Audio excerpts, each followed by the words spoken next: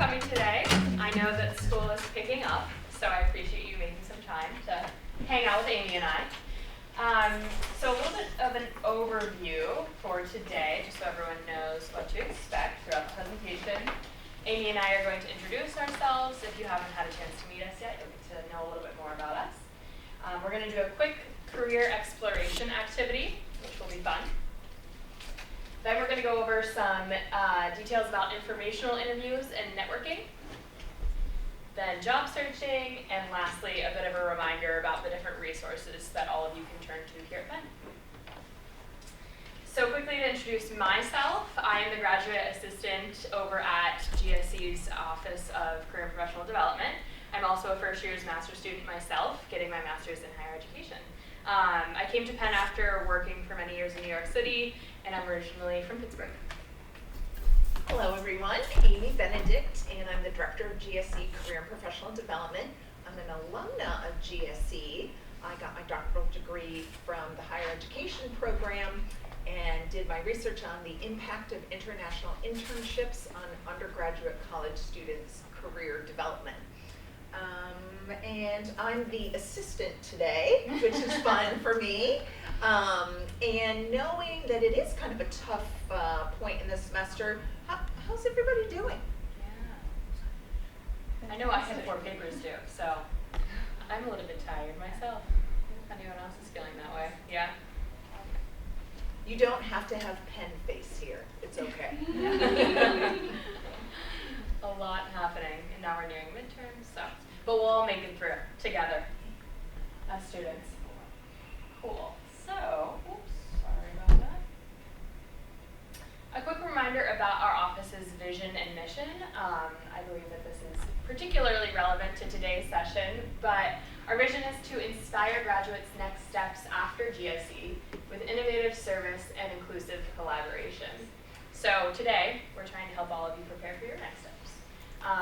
And as a reminder, our mission is to offer a portfolio of resources to empower all GSE degree-seeking students and alumni to embrace their strengths and knowledge to impact the world and achieve lifelong career fulfillment. So again, today we're trying to help you all feel like you're ready to take on the world after this. So I hope that you all get to leave with something more than what you came with. So like I said, we're going to do a quick career exploration activity. I know a lot of students at GSE are trying to figure out exactly what path they want to take once they graduate. And taking a look at our values is a really important way to find what path you want to go down. So if everyone can take out either a computer or a notepad on your phone or a piece of paper, the first question that I want everyone to think about for about 2 minutes, and then we'll share, is who did you admire when you were growing up? Who did you look up to? And it can't be your immediate family members, like your mother, your father, or siblings. Who would you like to pattern your life after? And some things to consider when you're going through that. What do you admire about each of these role models? How are you like each of these people? And how are you different from them? So a lot to think about, but I'm going to give you 2 minutes. Take your time, and I'll let you know when that is up. Does anyone have any questions about that yet?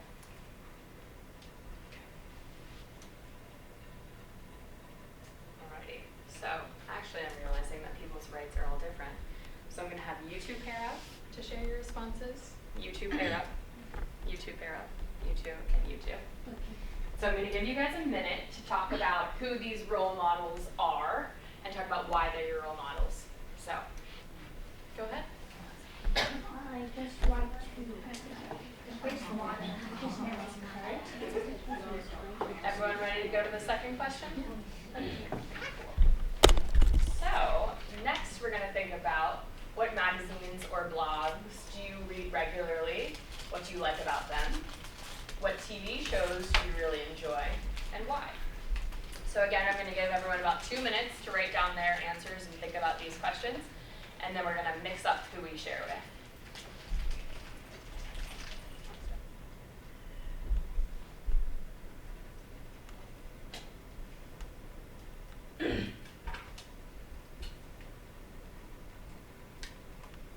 Okay, so this time, I'm going to have you 2 talk, I'm going to have you 2 talk, you 2 talk,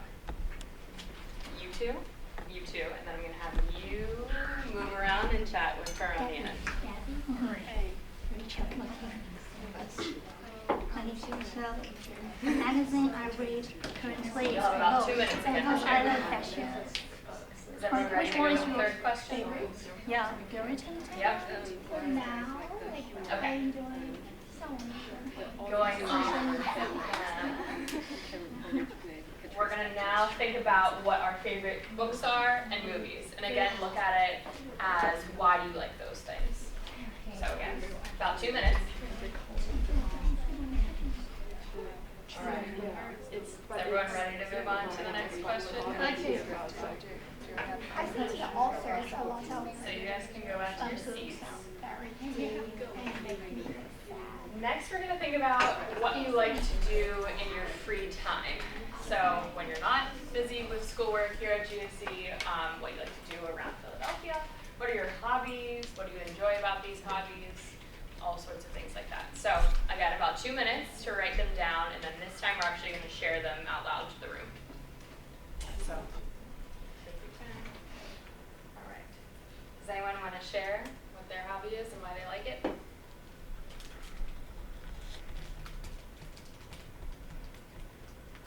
I know you all have things written down. Go ahead. I can go first. So, I like painting in my free time. Fun. Yeah. What do you like about painting? I really enjoy painting because it gives me the freedom to express myself. Mm-hmm. So I feel like in our normal lives, no matter in social interactions or in the classroom settings, there are so many restrictions, like tell you what is right, what is wrong, what are the normal standards, what are the social conventions.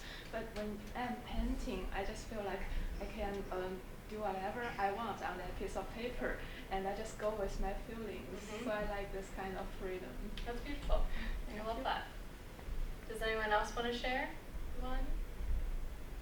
Go ahead. So when I'm free, I like to go to gym and also exploring Philly for good food. And also hiding in my room for sleeping and watching TV show. Yeah, I do the same. So what do you like about some of those things, especially like when you're exploring new food places? Why do you love that?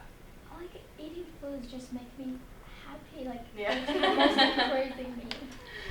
And I would recommend one place to go. Oh. It's called the Oyster House. And it has happy hour, $1 per one oyster, so it's really nice to go. I'm going. Oyster House.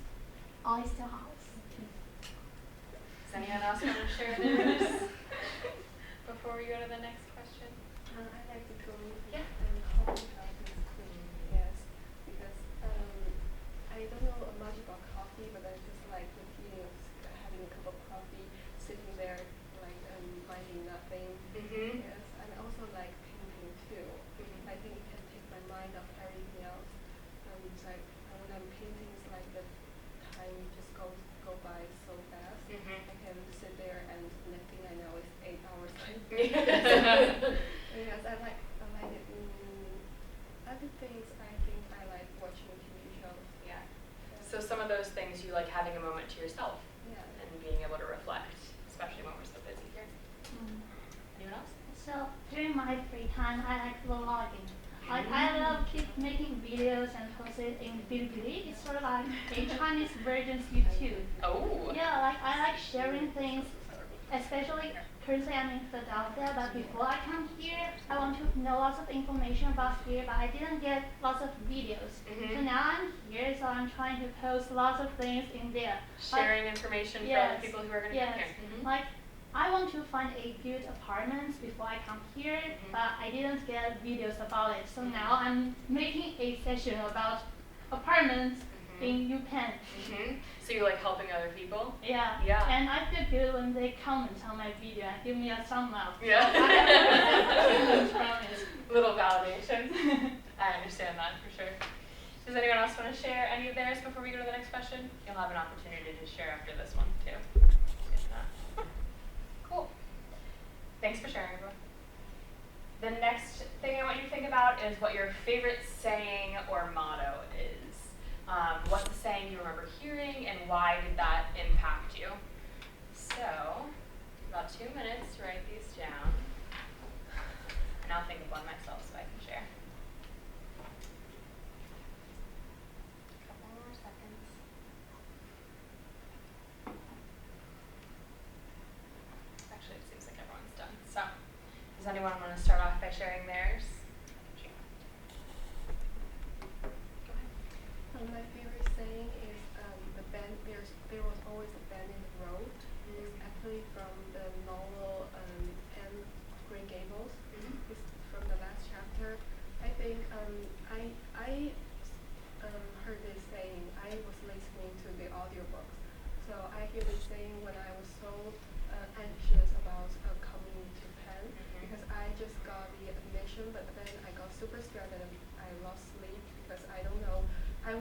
so focused on applying, and then after I got admitted, I got so stressed because I don't know what I'm going to do about it. It's like I lose my temporary goal, and I don't know what I'm going after it. What it can help me for getting this degree. What if it's nothing I was hoping for? What if I don't know what I'm going after this? So I heard this, that there was always the bend in the road, because Anne Shirley in the novel, she was facing an obstacle, that like her family was falling apart, and she was actually going to college, and she gave up to help her adopted mother. I think, and she was so positive about this because she thinks that there's more beautiful things in this bend of the road. It is, even though she took a turn and didn't go straight, but she thinks nothing. I think I have this on my phone. It's like the joy of sincere work and worthy aspiration and continued friendship were to be hers. Nothing could rob her of her birthright of fancy or ideal words of dreams. I think it just struck me. Very powerful. Yeah. Yeah, and it gives you hope. Yeah. My favorite saying is, forget the mistake, remember the lesson. And I think that's something really important for people to remember. I think we all make mistakes all the time. And I used to get stuck in my mistakes and get angry at myself for them, but it's so important to forgive yourself for making mistakes and just remember what you took from that so you don't do it again.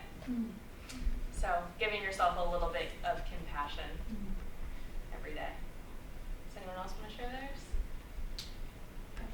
Go ahead. So when I was in middle school, my best friend has this little stapler in her pencil case, and there was a sentence called "Carpe Diem" written on it, and it's actually Latin. I went back home and searched for the meaning of it. It means "seize the day." So I think that's my favorite saying because our life is fleeting. So every day is our new day. Like what's past is past already. So seize the moment, seize the day, and make every day a valuable investment in your life. So put your best foot forward every single day. Yeah, I love that saying too. Anyone? Yeah, go ahead. I would always go be yourself. Uh-huh. I think it's super important to be yourself, whatever in like academic or social settings. Because being yourself, you can actually represent who you are and show what you are good at and maybe what you are not good at. Just don't pretend you are good at those areas. Because also another thing related to that as well be there always someone loves you. So Yeah. I think agree. it's very important to be who you are. Yeah, and sometimes when you're being authentic, it helps other people relate to you and know that they can come to you to talk about other things that they relate to you about.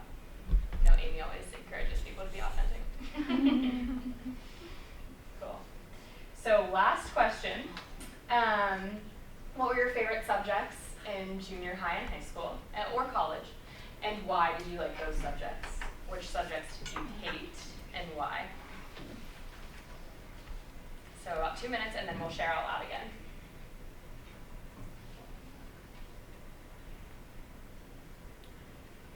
Does anyone want to share theirs for this one?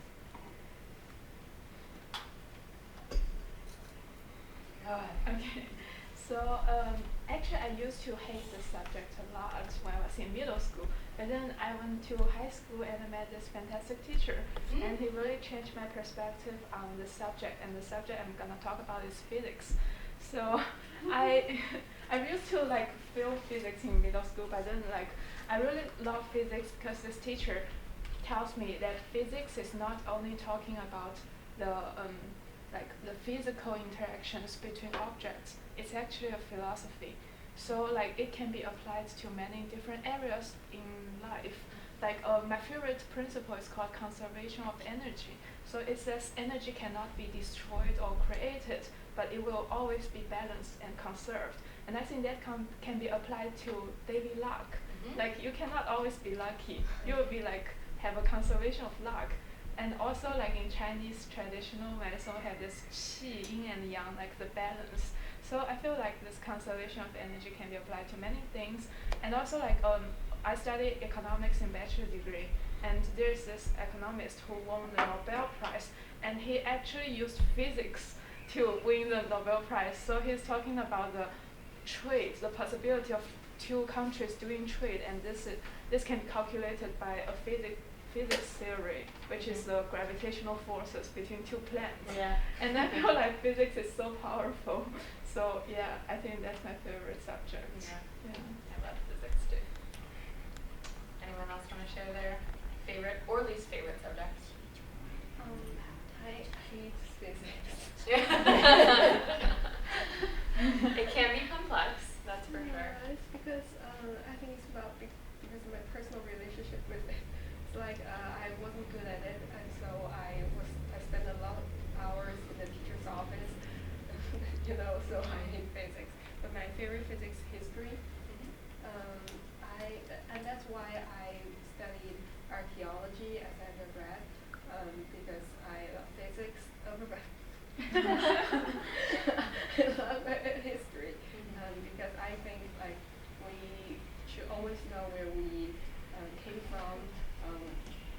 I think the human development is very complex, and I think we should always reflect on the past adventures of our ancestors.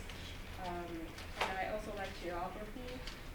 I think it's very interesting. Really, geography, you can actually know a lot of things like politics, and because it's geographical factors in politics and culture, and also about how to say this.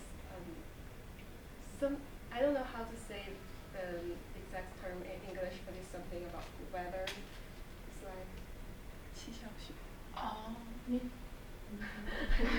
Geology. Yeah. Geology. Yeah. So I think it's very multilateral, and I enjoy learning it. And going back to history, I think that relates to my favorite motto, because we learn from the mistakes of the past and how to move forward better by history. Anyone else want to share theirs? Cool. So, Amy. All right, so, do you mind if I stay sitting? Yeah, Yes. sure. Yes, you mind? No. No, you don't. Okay. I know, one of those cultural different things. Anyway, so I'm curious, why do you think we had you do this exercise? Because we need to think about what we like and try to connect what we like to our future career. Wow, excellent. We'll start with her. She pretty much summed it all up. So oftentimes we think about what we're good at, what we like, and values are about what's important to us. So for example, I could use the same skills and interests in a different setting and probably make more money. I enjoy working in a college or university setting with college and university students of all kinds. So your values can be a way to help you decide either a specific employer or the type of job that you want to do. I remember in a previous job, I was working with students who were engineering majors. And I remember talking to one of them that had an opportunity to work for a fairly local employer that was creating computer systems for weapons for the US military. So the person had the skills, but using those skills to help make military weapons did not fit that person's values. So even though the job paid well and everybody said, oh, you should take it, the person didn't because it didn't fit with their values. So all of these questions actually come from a theory by a gentleman named Mark Savickas. And I did not think to bring the translation of what all those answers say about you and your values related to work. If I think of it, I'll share them with Allison when she sends out the survey so you can understand a little bit better about what those questions might be telling you about yourself. So, one of the things I want to ask before we dive into some of these resources relates to language and culture. Are there any words, phrases in English that are confusing or unclear that relate to the job search? Because working in career development, we use these words and assume everybody knows what they mean. And even for our native English speakers, they don't always know what the terms mean. So I wonder, are there any terms that you've heard either today or another time related to the job search that are confusing or unclear?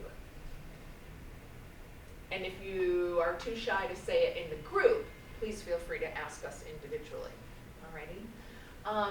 So one of the things about the job search, at least in the US, is that there's two parts to it. And so the first part, no matter when you graduate, you can start it now. And the term we use is information interviewing.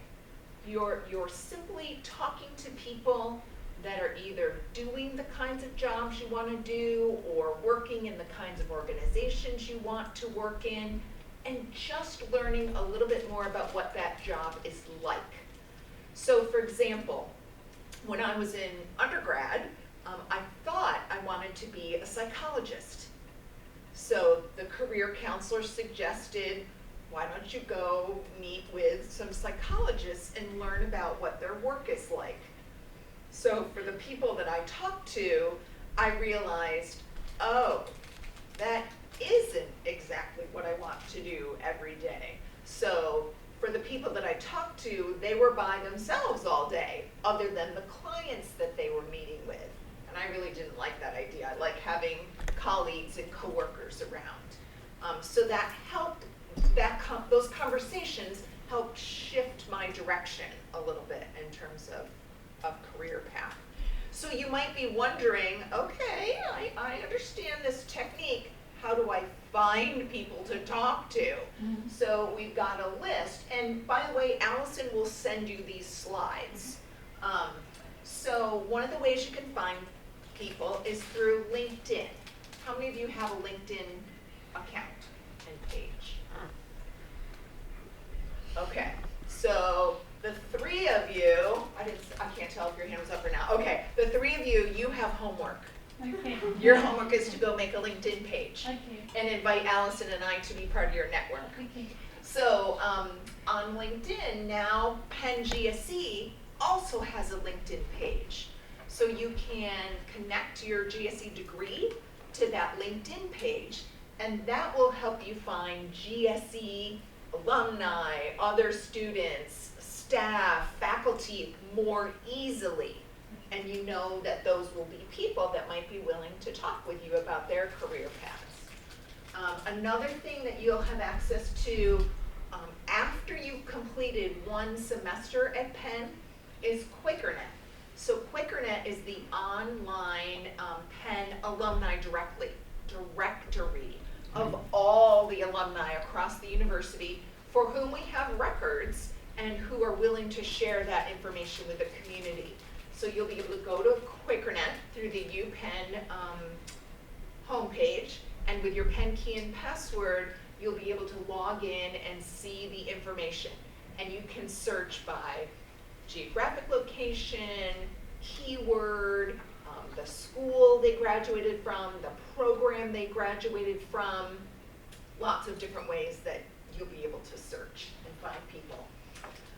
We have a new platform that's going to be coming very soon that's going to make it even easier for you to connect with Penn GSE alumni. And People Grove is the name of the platform. We're going to be calling our version Penn GSE Connects. And what will be nice about this, you'll be able to see the ways that Penn alumni are willing to help you. So maybe they are willing to look at your resume.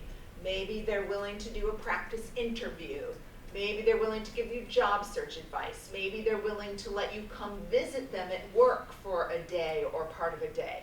So they will tell you the ways that they're willing to help you. So we're really excited about that.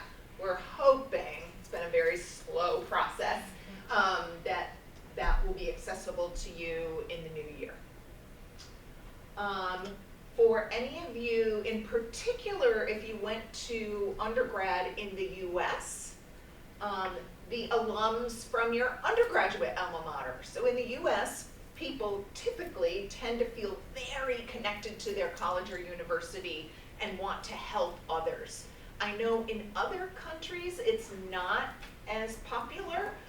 If it happens to be for the school that you went to, that's great, and you can try to find alums that work there. Another thing you could do, so I know we have an Ohio State, the Ohio State alumna in the room. Sometimes, for example, using you, the Ohio State University might have an alumni group in Philadelphia. So even though you might not want to stay in Philadelphia, if you want to easily find people from OSU here, there's a way you can do that. Alice and I graduated from Boston College, and I went to a Boston College lunch last December, and I sat next to a woman who graduated from one of GSE's doctoral programs and works at Wharton. I'd never happened to meet her before. And the guest speaker was colleagues with one of my GSE classmates. So I made two great connections, and I just went for a nice lunch. So you never know how those connections might come about. There's also Penn alumni clubs around the world. So if you're thinking, man, I'd really like to work in Luxembourg, like one of our recent students, or Greece, or Japan, or I don't know, almost anywhere you can think of, there's a Penn alumni group in countries all around the world. I have a list in my office, and I'm pretty sure if you go to the Penn alumni pages, you can also find it online. I don't know that link offhand. I apologize for that. And then through Handshake and our newsletters, you're going to hear about different career fairs and employer information sessions and coffee chats. I also actually wrote down homecoming weekend on Saturday, November 9th. You're going to have an opportunity to interact with alumni, including recent alums, at an event that GSE is sponsoring that day. So you'll want to be on the lookout for that event, information about that event. And you might be wondering, oh, how do I contact this person? What do I say? What do I tell them? Voila, as they say in France. Here is a sample of a letter that you might write to someone, let's say that you meet at an employer event or the homecoming conversation, and you don't have to use exactly every word, but it gives you some guidelines for the email that you might write, the message that you might write to them and ask for a conversation. I also want to make note, in an information interview, you are not saying to the person, and I really, really, really, really hope you can tell me about job openings in my geographic location and my ideal employer and all of that. You're just learning about their career path so you can get ideas for your career path. And in that conversation also, you're asking them for names of other people that you might find helpful to talk to. So that's part of how you build out the knowledge that you have. And generally speaking, we don't have any of our statistics friends in the audience. I haven't done any research on this, but anecdotally, I find that for roughly every 10 conversations you have, it'll be somewhere between 2 to 5 of them that you will end the conversation thinking, oh, that's interesting, I could see myself working there, or, ooh, I really like that job, I've never even heard of that one before. The other times, you'll walk away thinking, oh, that's not what I had in mind.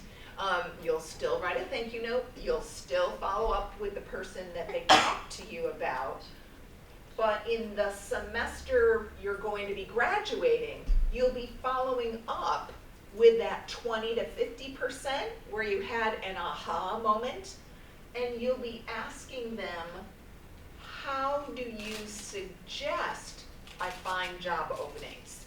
So you're still not saying, do you know of any job openings? So for our TESOL and ICC students, you're asking an open-ended question, not a closed question. And hopefully they will refer you to an organization, a colleague, some bit of information that will lead you to an actual job opening. So aside from getting referrals from people that you've had informational interviews with, there are a number of resources that you can access both at Penn and beyond when searching for jobs, and I think it's helpful to kind of go over what all of those tools are. So here at Penn, with your student login, you get access to Vault, Handshake, Career Shift, and Going Global. You have access to a lot of other things, but I think these are most relevant for job searching. So to go over each one a little bit, Vault has employer ratings, so you can kind of see what people have thought about the company beforehand, and potentially even get some current employees' names that you can reach out to for an informational interview. So I definitely encourage everyone to sign into there, but they also have a lot of blogs and tips on careers in general. So even beyond just the job postings, it's a helpful resource for everyone as you take your first steps into the job search process. Handshake is another wonderful platform. It's actually the platform that you have to use to schedule appointments with our office. And it's also where you find out about career fairs, coffee chats, all of those things. But a lot of employers will list job postings on Handshake. There's also Career Shift, which is very similar to the two above. And Going Global specifically here is actually a resource that will show you jobs and internships that are not in the United States. So I'm not sure where everyone hopes to end up after they graduate, but if you are trying to end up in Luxembourg or Greece or any of those places that Amy mentioned, this would be a really good resource for you to tap into. I think there's also information on Going Global about employers that will sponsor H-1B visas. So I know first step is OPT, if you're thinking you want to stay for a year and get some experience, and that can help give you some insights into employers that have offered the H-1B as well. And then outside of Penn, two great resources for searching for jobs are LinkedIn and Google Jobs. So on LinkedIn, many employers will post full descriptions, and some of them will actually have an HR representative, human resources representative, or someone who works at the company that you can reach out to about your application, which is a nice feature. Secondly, you can also see if you have any current connections who have worked or currently work at the companies that are associated with the job postings on LinkedIn. So a great way to sort of tap into your network and use that to help leverage a job. And lastly, like I said, Google Jobs. So is anyone familiar with this? This is sort of a newer kind of thing. If you Google the word job, there's a blue box that comes up, and if you press into it, it gives you a number of different filters. You can decide where your industry is, what your title is, what your location is, all of these sorts of things, and see a number of job postings that meet those criteria. So I love tapping into this resource, and I think you will all find it helpful as well. Question, how many December 2019 grads in the room? Okay, so you can definitely be looking at actual job postings now. For the rest of you, if you want to look at job postings, you can. But they're going to be looking for people who are going to be available in the next couple of months. So you can use it for your research, you know, what are the different job descriptions, what are job titles, who are these employers, but it's too early for anyone that's graduating in May 2020 or August 2020 or later than that. So just to keep that time frame in mind as well. Okay. Yeah. But use this to find like internships? Yes, same principles apply, definitely. Yep. Any other questions? So a reminder about the resources that you have access to. Obviously, you're welcome to schedule appointments with both Amy and I and our team of career advisors, who you'll find about later via newsletter, for things like resume reviews, cover letter critiques, career exploration questions. If you're thinking about going on for further graduate school, your application's there. Lots of different things related to the career search process, which are all listed on this page. But you can also turn to Penn Career Services more broadly. We have 3 specific resources over there who work with GSE students, and they're all great. So if you can't get an appointment with Amy or I, they're always available too. And you can schedule that through Handshake as well. And then over at CAPS, we work with Yuhong He, I believe is how you say her last name. And she likes to work with GSE students as well. So a little bit of a reiteration of all of the resources that we talked about on the last slide as well. And again, I'll be sending these slides over so you'll be able to read this more in depth. And then lastly, if you are planning on staying here after you're done with Penn GSE, a really great office is ISSS. They'll help you with everything in terms of immigration and paperwork and trying to navigate those conversations with employers. So I definitely encourage all of you to reach out to them if you are planning on staying here in Philadelphia or in the broader United States. How many international students in the So, how many of you are hoping to stay for the year of optional practical training? Or you don't know, or so it's really, really, really, really important for you to be working with ISSS because there are definite timelines related to the paperwork that needs to be submitted. And they actually ask us not to worry about the deadlines because they change. So you need to be working with someone there so that you get everything done on time so that you can stay and work if that's what you'd like to do. A couple other things that I wanted to note. We're going to be hosting with our friends at Penn Career Services a career readiness conference for international GSC and SP2 graduate students on Friday, October 4th from 9 a.m. to 4 p.m. Information will be coming out. So it'll be some of this, but we'll be doing resume, cover letter, interview prep. Someone from ISSS is going to talk. Someone from the Writing Center is going to talk. So if you want to spend a day immersed in career readiness, be on the lookout for that. The other thing I wanted to mention, how many of you are familiar with Coursera? Oh, so Coursera is a free resource with online classes for a variety of topics. And there is one about the job search for international students. In fact, it's one of the teachers works at Penn. I forget, I think the other one works for the State Department. Now, some of the information I disagree with, and some of the information to me seems a little simple. But if you find it helpful, I didn't write down the name of the course before I came, I forgot.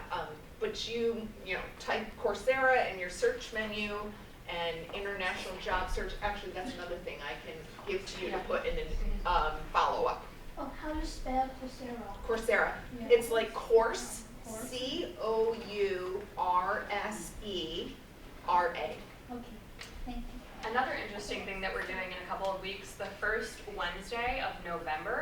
we're doing a Wednesday workshop at the same time with ISSS, so they'll be diving into all of these sorts of topics a little bit more deeply.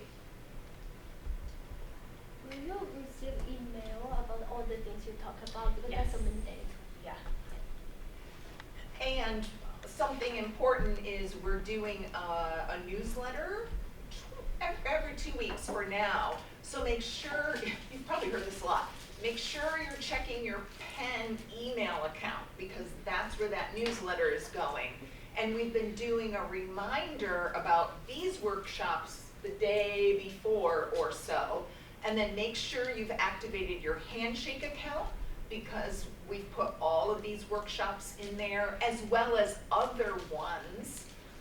So it's really important that you take an active role in finding this information as well. We have a few minutes left. If anyone has any questions they want to ask about the presentation, specifically related to networking and job searching. And concerns you might have as a non-native English speaker in particular.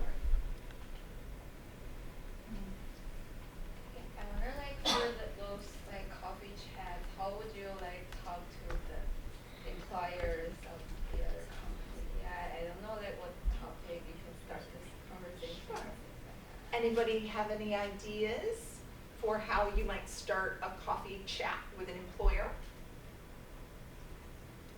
Yeah. Maybe go with the elevator pitch related to the employers you're interested. So, if you didn't happen to attend our elevator pitch talk, the terrifically talented Charles Washington recorded it, and I sent you an email about it, so you can watch it online if you'd like. Okay, thank you. Yeah, you're welcome.